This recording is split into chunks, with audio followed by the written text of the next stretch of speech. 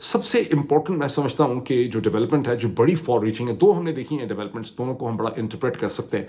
एक, हिंदुस्तान के prime minister Narendra Modi ने अपनी रिहाइश पे 29 अप्रैल को उन्होंने एक मीटिंग की, जिसमें हिंदुस्तान के national security adviser Ajit Doval, जो उनके बहुत इंटीमेट रिलेशन, एक बहुत करीब भी उनके, वो भी थे। हिंदुस्तान के मैं समझता हूँ शायद डिफेंस मिनिस्टर भी थे। उसके अलावा हिंदुस्तान के chief of defence staff CDS, ये एक नया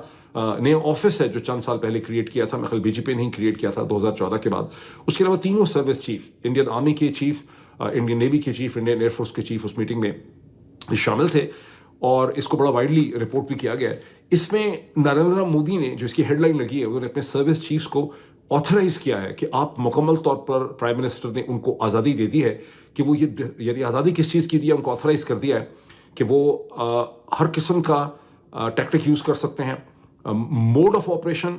timing of operation, selection of targets, कितनी फोर्स उन्होंने इस्तेमाल करनी है, उसके लिए तीनों सर्विस चीफ्स को हिंदुस्तान के प्राइम मिनिस्टर ने उनको ऑथराइजेशन दे दी है, खुला हाथ उनको उन्होंने दे दिया है। उसके साथ ही उन्होंने ये कहा है कि हमारा नेशनल रिजॉल्व है कि हमने इस टेररिज्म को क्रश करना है, और उन्होंने अपनी सर्विस चीफ्स में, और अपनी जो तीनों उनकी सर्विसेज यानी एयरफोर्स है, नेवी है, और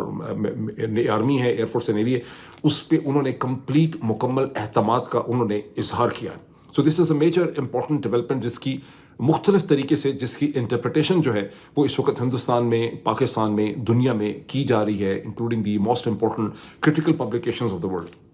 अब हिंदुस्तान के अंदर जो बहुत हार्ड हिटर हैं इस वक्त, अर्नाब गोस्वामी हैं, या जैसे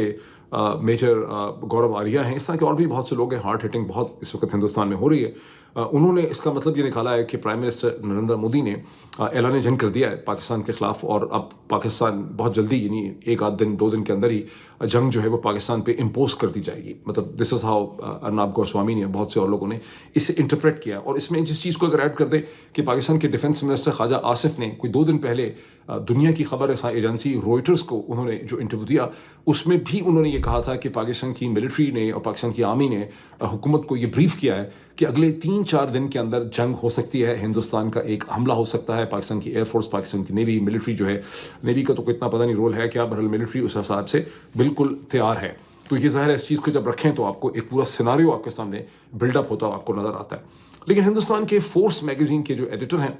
प्रवीण सोहनी,